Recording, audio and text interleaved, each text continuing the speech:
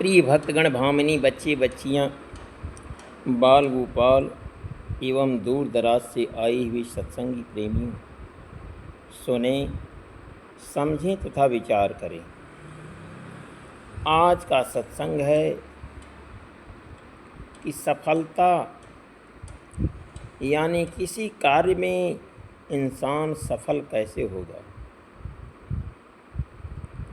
सफलता कैसे मिलेगी। सुनिए,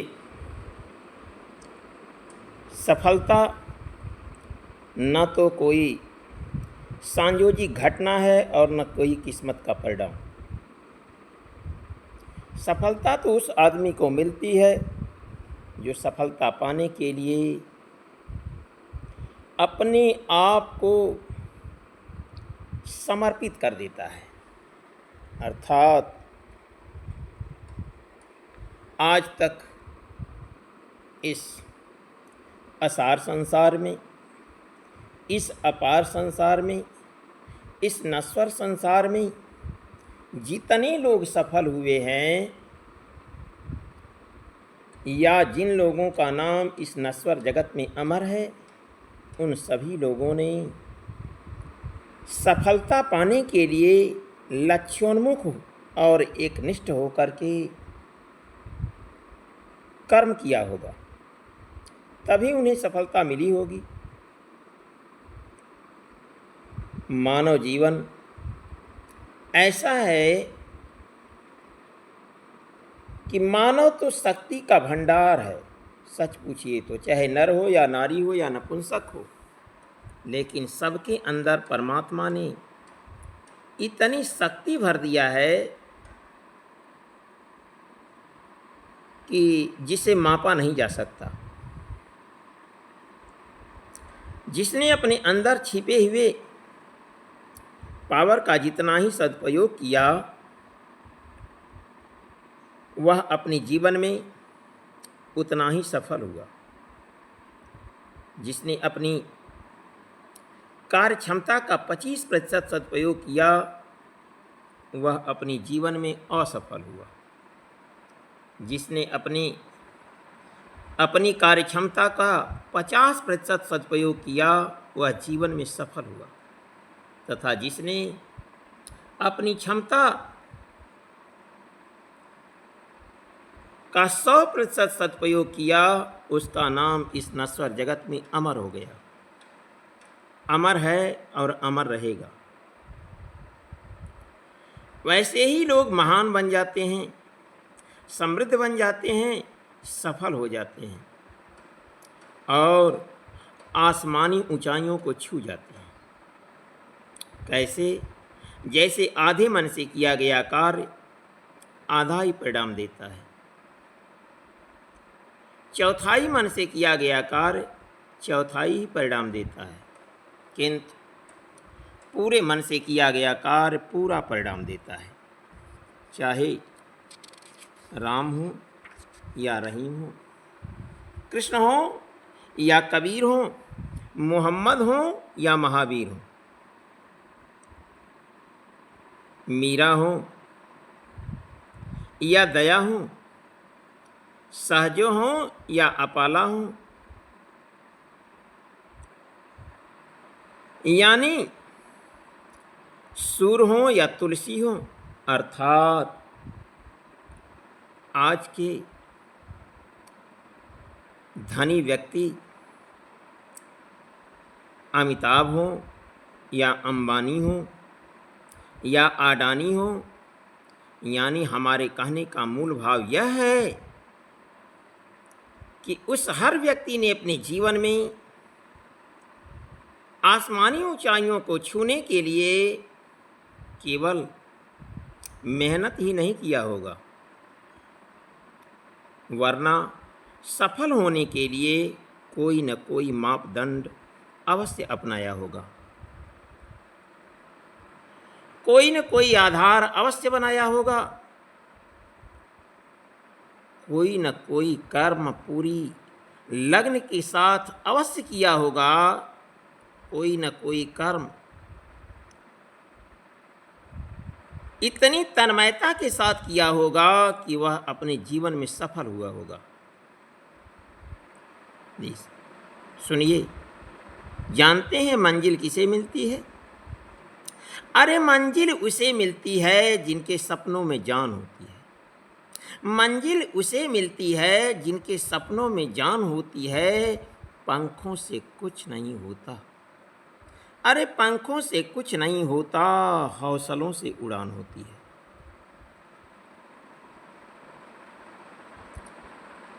इसलिए प्रेमी सज्जनों, बेटियों, बहनों एवं बहुओं से मेरी गुजारिश है, यदि आप लोग अपने जीवन में सफल होना चाहते हैं तो जीना सीख लें कि कैसे जीवन जिया जाता है। अरे जीना है तो फूलों की तरह मत जियो। जीना है तो फूलों की तरह मत जियो, नहीं तो जिस दिन खिलोगे गिरकर बिखर जाओगे। जीना है तो फूलों की तरह मत जियो, नहीं जिस दिन खिलोगे गिरकर बिखर जाओगे। जीना है तो संतों की तरह जियो। जीना है तो संतों की तरह जियो कि जिस दिन तरासे जाओगे तो भगवान बन जाओगे, भगवान बन जाओगे, भगवान बन जाओगे। यानी हमारे कहने का मूल भाव यह है कि कड़ी मेहनत, दूरदृष्टि, पक्का इरादा बना करके जियो। इसलिए कि सफलता के रास्ते में चलने का पहला सिद्धांत है कि कड़ी मेहनत, दूरदृष्टि, पक्का इरादा। अर्थात मेहनत को अपनी इज्जत बनाइए। मेहनत में ही अपनी सफलता और समृद्धि का राज ढूंढिए। वास्तविकता तो यह है कि दुनिया में किसी भी इंसान को ईश्वर ने कुछ बनने के लिए यानी कुछ करने के लिए बनाया है। यदि इंसान आलस्य और प्रमाद की जिंदगी जीता है तो मानकर चलें कि वह आदमी सेकेंड क्लास की जिंदगी जीने के लिए मजबूर बना हुआ है। एक नंबर की जिंदगी, समाज में सम्मान तथा समृद्धि की जिंदगी इंसान तभी जी सकता है जब कोई व्यक्ति अपनी ओर से सफलता प्राप्त करने के लिए कड़ी मेहनत करे। यदि आप कड़ी मेहनत करने के लिए तैयार नहीं हैं तो आप गरीबी का जीवन जीने के लिए तैयार हैं।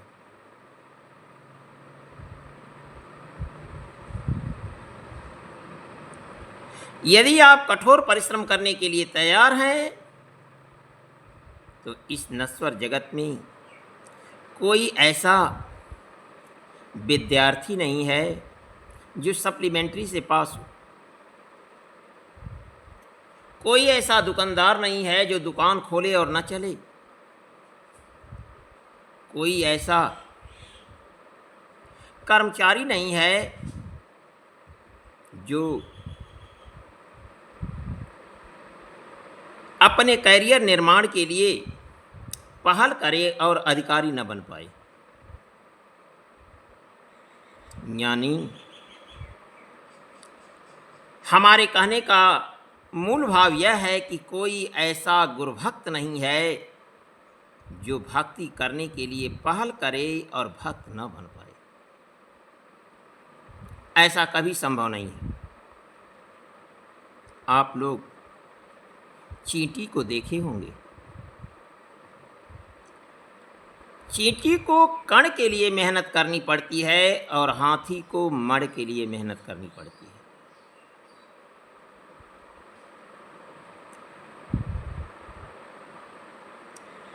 आप अपने अगल बगल से चलती हुई चींटी को देखिए।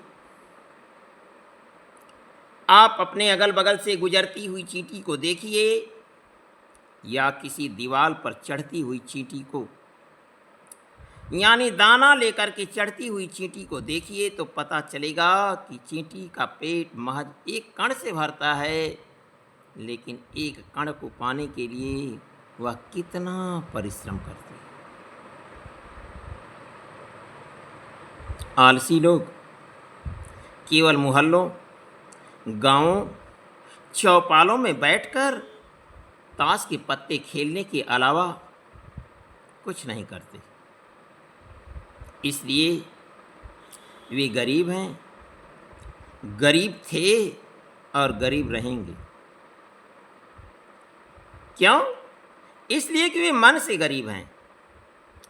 गरीब थे, गरीब होने के कारण ही केवल ताश के पत्ते खेलकर अपना समय गुजारते हैं। वे नहीं जानते कि वे वक्त को नहीं गुजार रहे हैं, वक्त खुद उन्हें गुजार रहा है। जब तक कोई व्यक्ति अपने जीवन में आलस्य और प्रमाद की जिंदगी जीता रहेगा, याद रखिए कि वह अपने जीवन में कुछ बन सके, इसकी कोई संभावना नहीं। अगर आप भगवान का भक्त बनना चाहते हैं,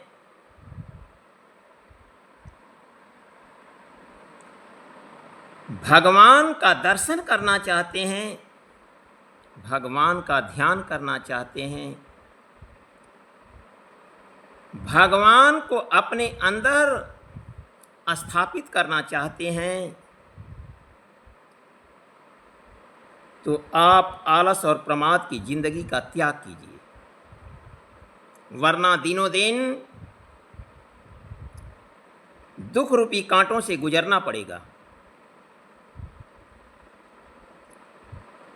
पर जिस दिन आप अपने जीवन में कड़ी मेहनत को जोड़ लेंगे, तो मैं दावे के साथ कहता हूं कि आप भी दूसरे नामधनी बन जाएंगे। यानी दुनिया की कोई ताकत नहीं जो आपको रोक सके।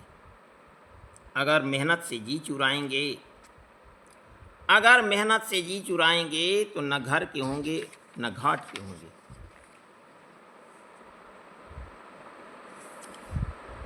इस पर स्वामी नामधनी जी महाराज का कहना क्या है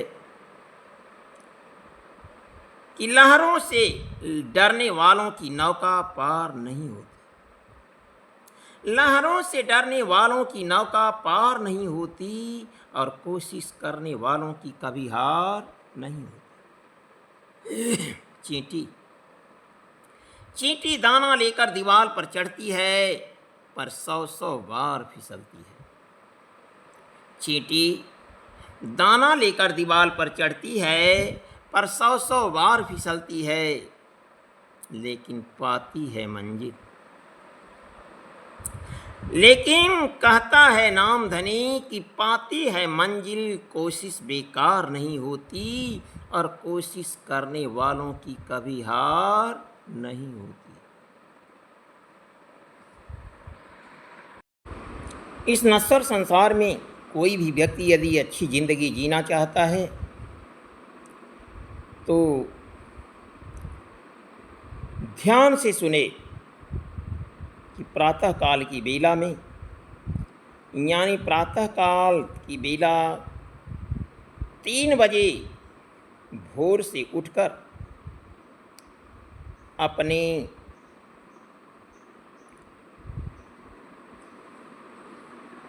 रोज की क्रियाकलाप, यानी प्रातः काल की बेला में उठें तो पहले राम का चरित्र अपनाएं। राम प्रातः काल की बेला में जब उठते थे तो क्या करते थे जानते हैं आप लोग?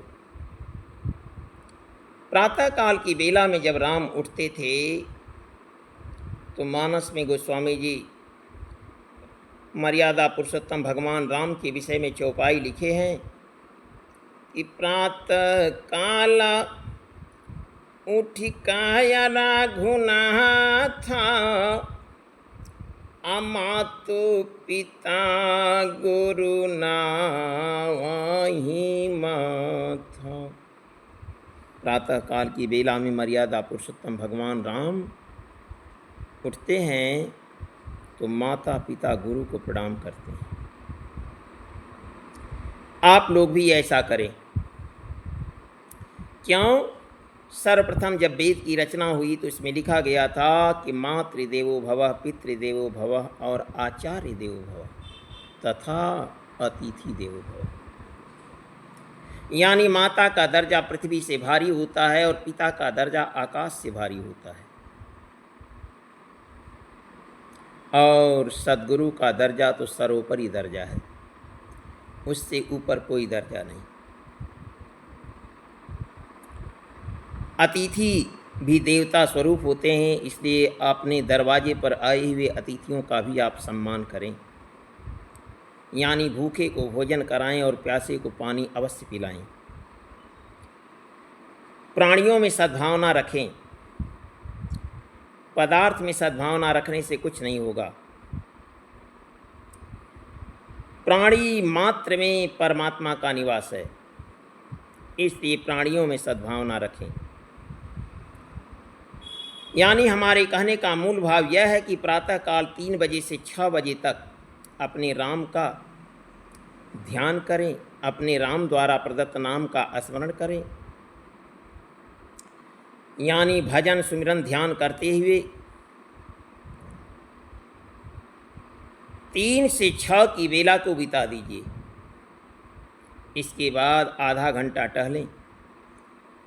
इसके बाद आधा घंटा प्राणायाम और व्यायाम करें।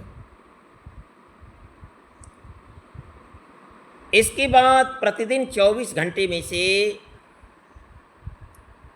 8 घंटे अवश्य मेहनत करें।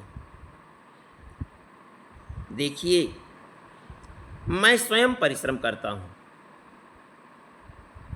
मैं बगैर परिश्रम की रोटी खाना पसंद नहीं करता, और ऐसे लोगों की भी रोटी खाना मैं पसंद नहीं करता हूँ जो बगैर परिश्रम की हो, बगैर मेहनत की हो। यानी मेहनत की रोटी खाई जाए और मेहनत की रोटी खिलाई जाए। हराम की रोटी न खाओ न खिलाओ।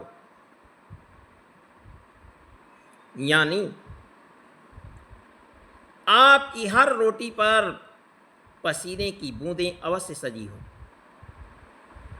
क्यों? इसलिए कि जो मेहनत का है वही ईमान का है, और जो ईमान का है उसी में बरकत मिलती है। बेईमानी से कमाए गए धन के रास्ते भी वैसे ही होते हैं, जिस तरीके से वह आता है ठीक उसी तरीके से चला भी जाता है। जब मैं आपको परिश्रमी होने के लिए प्रेरणा दे रहा हूँ तो मैं आपसे कुछ कहना चाहता हूँ कि किसी काम को आप छोटा न समझें। छोटे से छोटा काम हो लेकिन उसको करने के लिए लालायित रहें। क्यों? इसलिए कि जूता बनाने वाले को चमार कहते हैं, पर लोहा बनाने वाले को लोहार कहते हैं। देखिए, आज देखिए, इसी भारत नगरी में जूता बनाने वाले को बाटा कहा जाता है और लोहा बनाने वाले को टाटा कहा जाता है। लेकिन याद कीजिए कि जिस दिन वह जूता बनाने वाला सड़क के किनारे बैठ कर के बनाता रहा होगा, उस दिन सब लोग उसकी लिहाड़ी लेते रहे होंगे, उसकी निंदा करते रहे होंगे, उसके नात रिश्तेदार सभी लोग उसके पास जाना पसंद नहीं करते रहे होंगे। लेकिन आज वही जूता बनाने वाला बाटा कहा जाता है, और लोग जूता खरीद करके जब आते हैं, कोई पूछता है कि आप कहाँ से लेकर आ रहे हैं, तो बड़े गौरव के साथ कहते हैं कि मैं बाटा से लेकर के आ रहा हूँ, बाटा कंपनी से, बाटा की दुकान से लेकर के आ रहा हूँ, बाटा की एजेंसी से खरीद करके ला रहा हूँ। ठीक यही हालत उस लोहा बनाने वाले टाटा की है। इसलिए मैं आप लोगों से कुछ कहना चाहता हूं कि किसी काम को छोटा मत समझिए। बड़ा काम खोजने की बजाय छोटा काम ही सही लेकिन शुरू कीजिए। हर एक काम को ऐसे करें जैसे प्रभु की प्रार्थना और पूजा किया करते हैं। काम को केवल काम न समझें, काम को केवल काम न बनाएं, काम को केवल काम के हिसाब से न करें। अरे करना ही है तो काम को हरिनाम बना डालें। यानी काम को भी इस तरह से करें कि कर्म स्वयं आपकी पूजा बन जाए। जब कोई व्यक्ति आकर के मुझसे पूछता है, मुझसे कहता है कि महाराज जी मुझे आशीर्वाद दीजिए, तो मैं उस हर व्यक्ति से यही कहता हूँ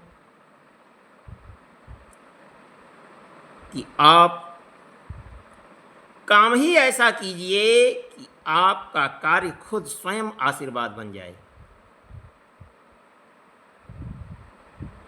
इस पर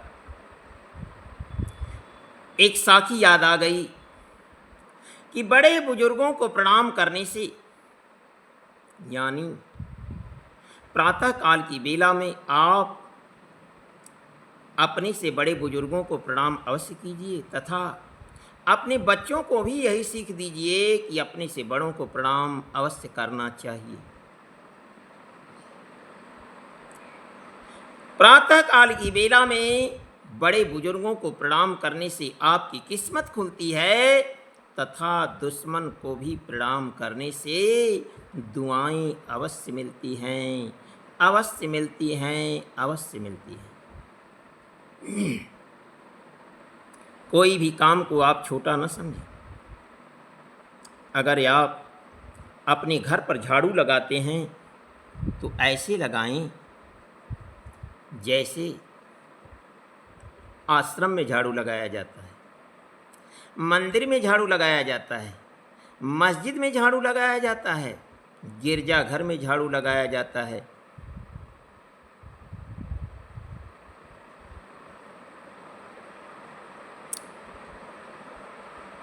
यदि आप खाना पकाते हैं, भोजन पकाते हैं तो ऐसे पकाएं जैसे भगवान को भोग लगाने के लिए पकाया जाता है।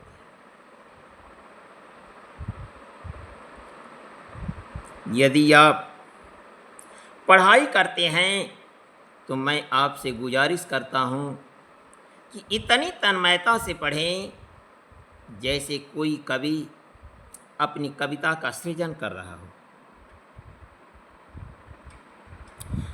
पोंछा लगाना और ट्यूशन करके हाथ खर्च की व्यवस्था करना छोटा काम नहीं है।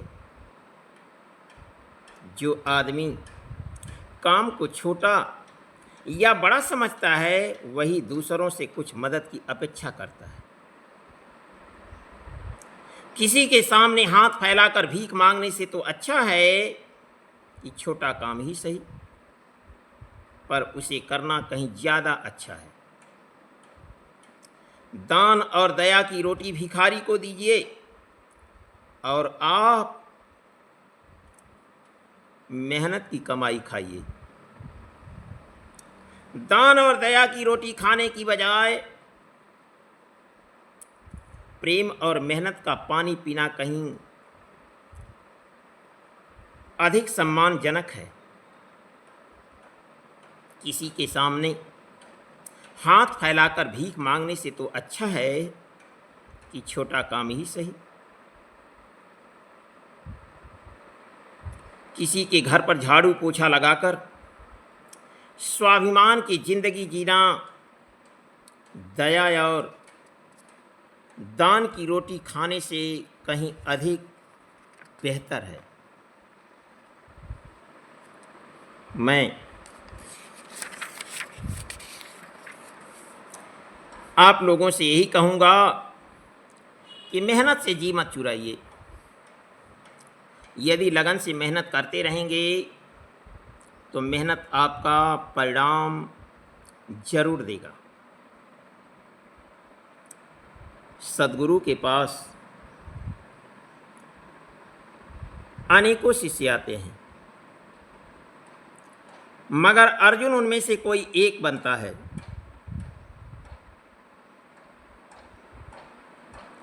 व्यापार इस नश्वर संसार में बहुत लोग शुरू करते हैं, मगर उनमें से कोई कोई सफल हो पाते हैं। इसका मतलब यह नहीं कि जो व्यापार में सफल हुआ वह बहुत बड़ी किस्मत वाला है। वास्तविकता तो यह है कि अर्जुन और अर्जुन के साथ आने वाले अनेकों राजकुमार किस्मत वाले और पुण्यशाली ही होंगे, पर फिर भी उनमें यदि कोई व्यक्ति अर्जुन बना तो सोचो जरा कि सफलता का राज क्या है। अरे सफलता का एकमात्र राज है व्यक्ति की लगन। सफलता का एकमात्र राज है व्यक्ति की लगन। इस पर स्वामी नामधनी महाराज का कहना क्या है? स्वामी नामधनी जी महाराज इस पर कहते हैं कि परीक्षा अग्नि में देकर,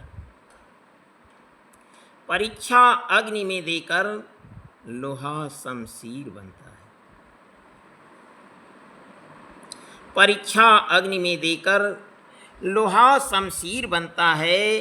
असंग गुरुदेव का कर बाचाल भी गंभीर बनता है।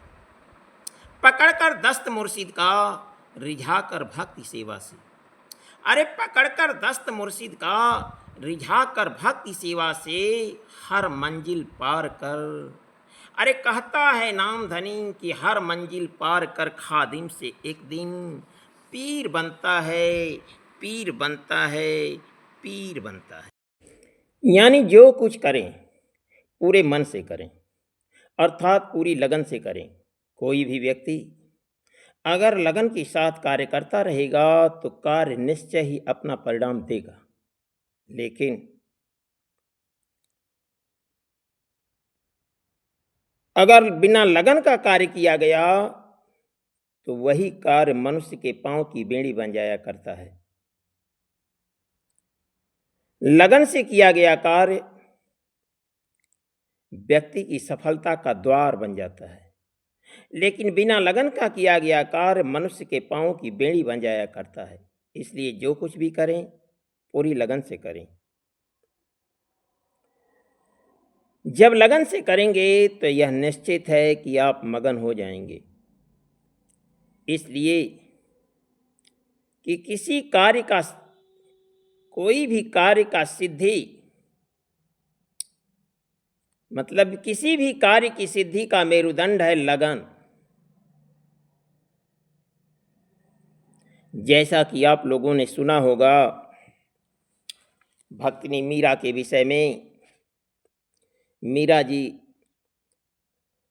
जब लगन से प्रभु की भक्ति की तब मगन हो गई थी, यानी प्रभु भक्ति में पागल बन गई थी, यानी दीवानी हो गई थी, यानी प्रभु के सिवा कुछ उन्हें अच्छा नहीं लग रहा था।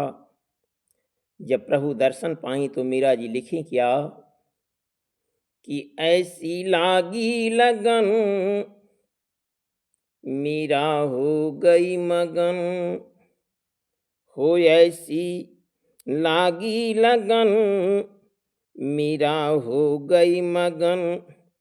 ओ तो गली गली प्रभु गीत गाने लगी, ऐसी लागी लगन, मीरा हो गई मगन। ओ तो गली गली हरी गीत गाने लगी, ऐसी लागी लगन, मीरा हो गई मगन। महलों में पली, बन के जोगन चली। देखिए,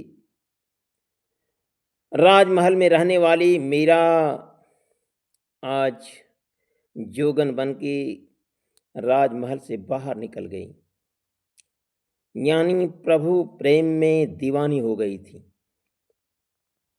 महलों में पली, बन के जोगन चली।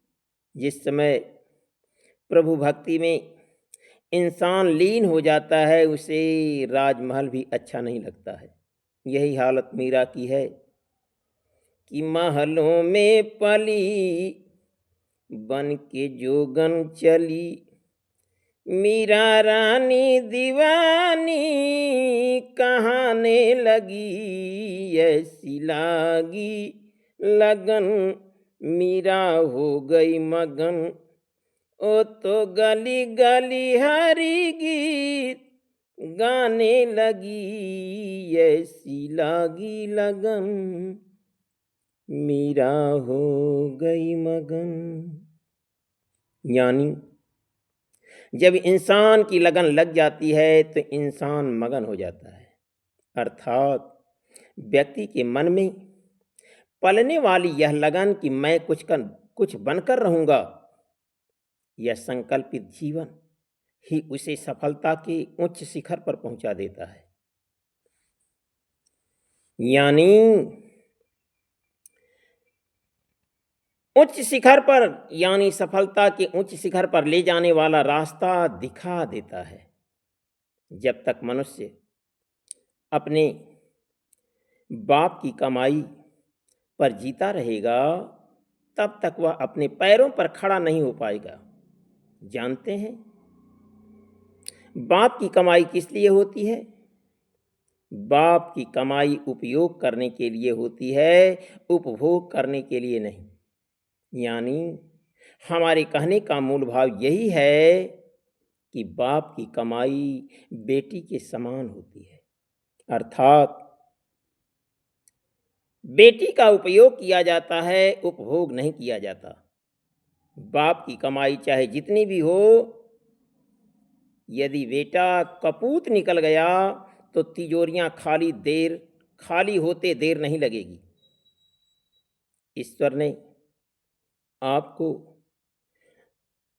आपको भी, यानी पूरे संसार को दो हाथ दिया है।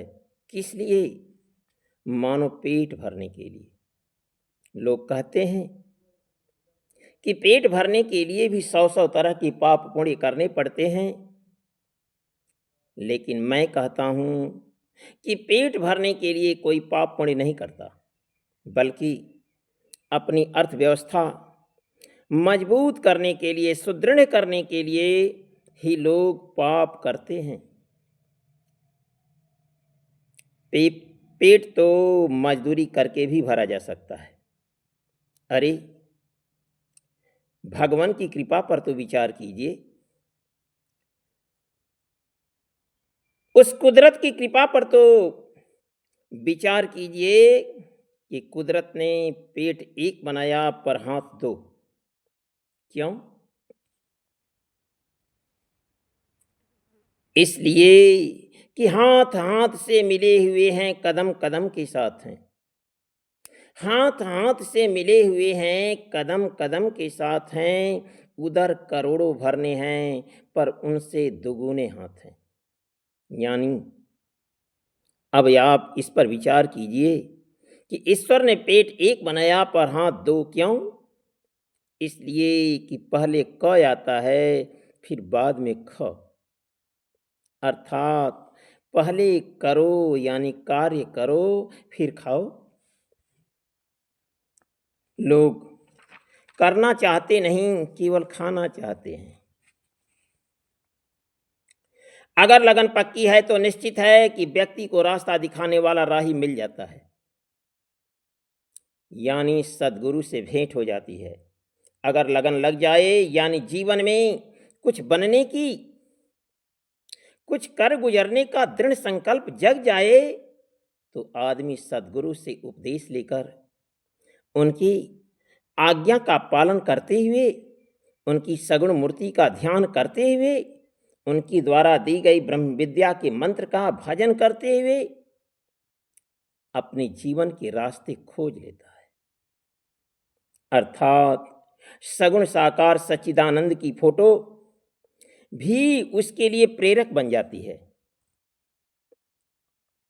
भक्त भामिनियों, छात्र छात्राओं, बच्चे बच्चियों एवं सत्संग में आए हुए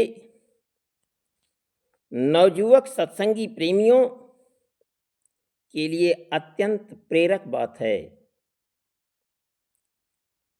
कि सीता स्वयंवर एवं द्रौपदी स्वयंवर अर्थात धनुष यज्ञ और मछली की आंख वाली घटना को जीवन में हर कदम पर याद रखें।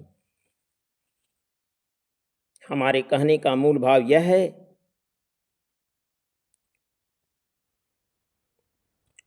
कि धनुष यज्ञ और मछली की आंख वाली घटना को जीवन यानी मानव जीवन में हर कदम पर याद रखें। क्यों? इसलिए कि व्यक्ति के मन में कुछ बनने की यदि दिली चाहत होनी चाहिए, व्यक्ति के मन में कुछ बनने के लिए दिली चाहत होनी चाहिए, यानी बनने की लगन होनी चाहिए, अर्थात बनने का जज्बा होना चाहिए। याद रखिए, मां के पेट से केवल शरीर का निर्माण होता है, पर बाद में क्या बनना है यह व्यक्ति की कड़ी मेहनत और लगन पर ही निर्भर करता है। कैसे? मिट्टी बनाना तो कुदरत का काम है, मिट्टी बनाना तो कुदरत का काम है, पर मिट्टी से दिए और कलश बनाना यह इंसान की कड़ी मेहनत और लगन पर ही निर्भर करता है। इसलिए आप कोई भी कार्य इतनी लगन से करें जैसे आपका जीवन उसी पर आधारित हो। सीता स्वयंवर में एक से एक बढ़कर के राजकुमार आए हुए थे, पर किसी ने धनुष को उठा नहीं पाया और मर्यादा पुरुषोत्तम भगवान राम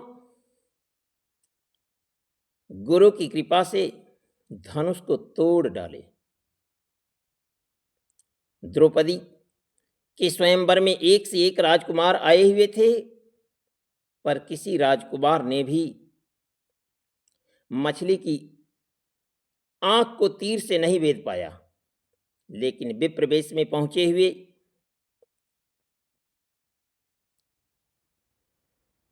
अर्जुन ने गुरु द्रोणाचार्य की कृपा से मछली की आंख को बेधकर द्रौपदी के साथ विवाह किया।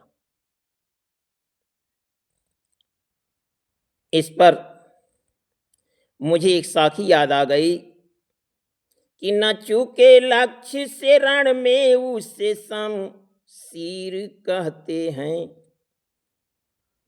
अरे न चूके लक्ष्य से रण में उसे शमशीर कहते हैं। रखे जो धैर्य संकट में, हो रखे जो धैर्य संकट में उसे मति धीर कहते हैं। रखे जो धैर्य संकट में उसे मति धीर कहते हैं। वैसे तो नाम धनी जी वीर बहुते रे धरातल पे। अरे वैसे तो नाम धनी जी वीर बहुते रे धरातल पे, लेकिन कहता है नाम धनी।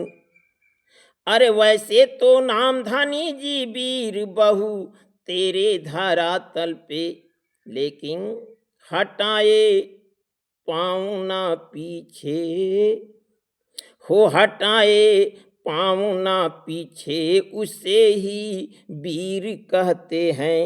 हटाए पाँव ना पीछे, उसे ही वीर कहते हैं। हो हटाए पाँव ना पीछे, उसे ही वीर कहते हैं। आगे सुनिए कि सफलता के रास्ते पर बढ़ने का तीसरा राज क्या है।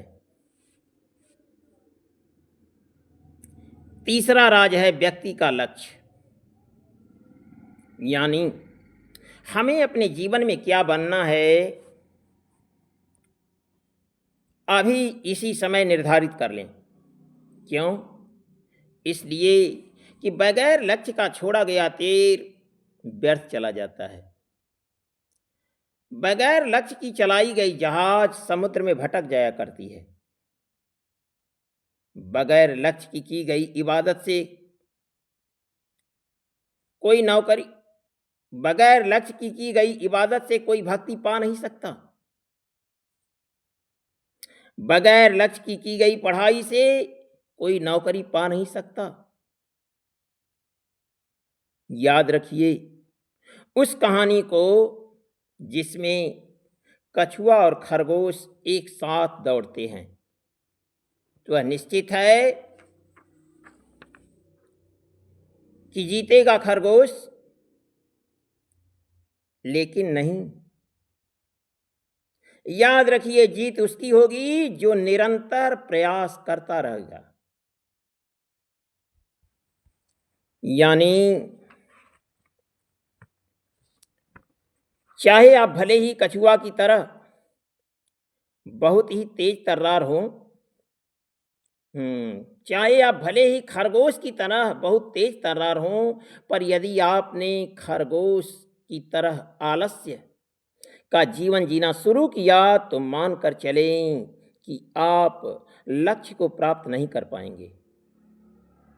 पर यदि आप कछुए की तरह निरंतर प्रयत्नशील हैं तो जीत आपकी होगी। इसलिए इस कहानी को पूरी जिंदगी याद रखना होगा कि जीवन में सफल कौन होगा, जो निरंतर प्रयास करता रहेगा।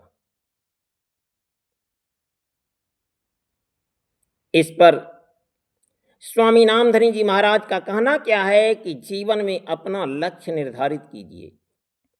आपको क्या बनना है, आपको क्या करना है, उस लक्ष्य को निर्धारित कर लीजिए। क्यों? जीवन में अपना लक्ष्य निर्धारित कीजिए। क्यों? इसलिए कि बिना पते के लिफाफे जैसी जिंदगी मत जीजिए। यानी हमारे कहने का मूल भाव यह है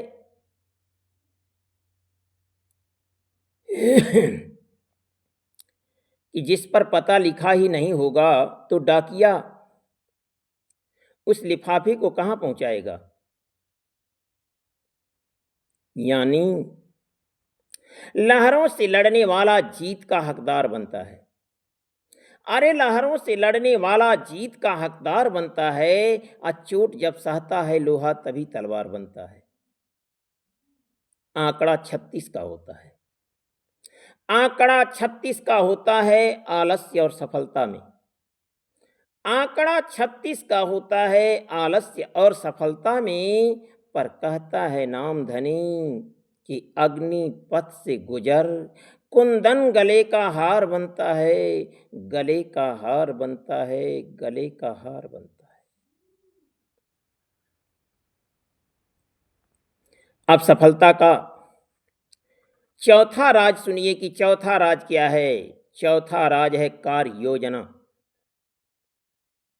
यानी जिस लक्ष्य को हमें प्राप्त करना है उसकी कार्य योजना भी आपके पास होनी चाहिए।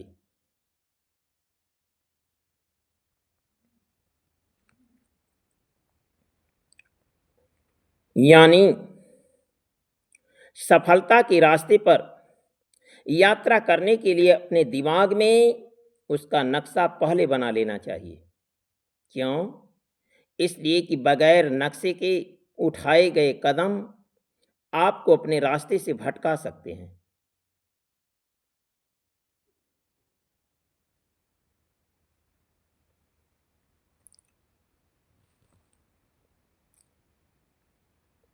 इसलिए सत्संग में आए हुए बच्चे बच्चियों से मेरी गुजारिश है कि कम से कम 25 वर्ष की उम्र तक विद्या अर्जन अवश्य करें, नहीं तो बाद में पश्चाताप अवश्य करना होगा।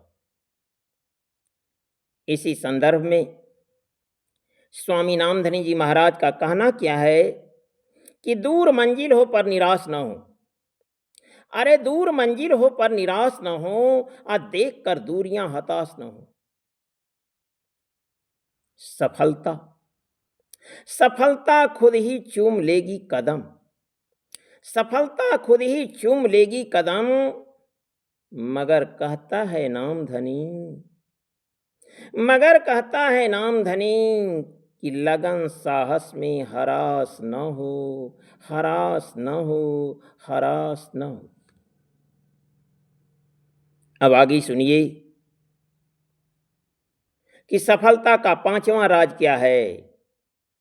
सफलता का पांचवा राज है जीवन में आने वाली हर एक परिस्थितियों का सामना करने के लिए तैयार रहें।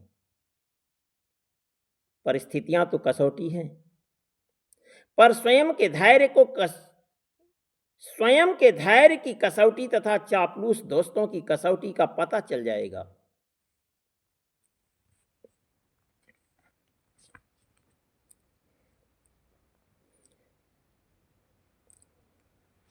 यानी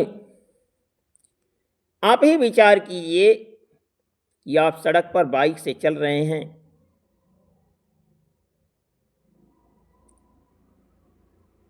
तो क्या ब्रेकर नहीं मिलते हैं सड़क पर? मिलते हैं। यदि ब्रेकर ना हो तो गाड़ी आपकी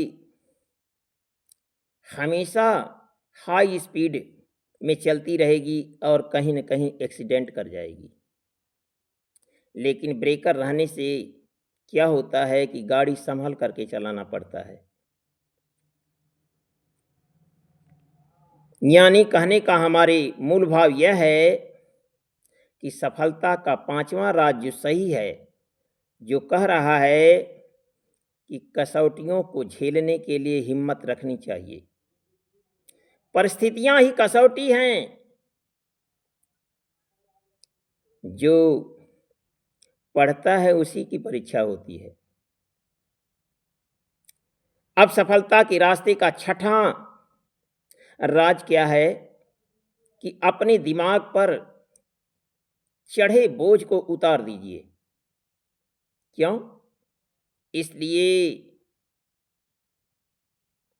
कि बोझिल दिमाग निराशा का कारण बनता है और वही उत्साहपूर्ण दिमाग सफलता का बांध बांध देता है, बांध बांध देता है, बांध बांध देता है। अंततोगत्वा हम विषय विस्तार न चाहते हुए पुष्पदंत की इस उक्ति को कहकर संतोष करते हैं कि चुनौती सिंधु को देने में बस जलयान सक्षम है। अरे चुनौती सिंधु को देने में बस जलयान सक्षम है। कैसे?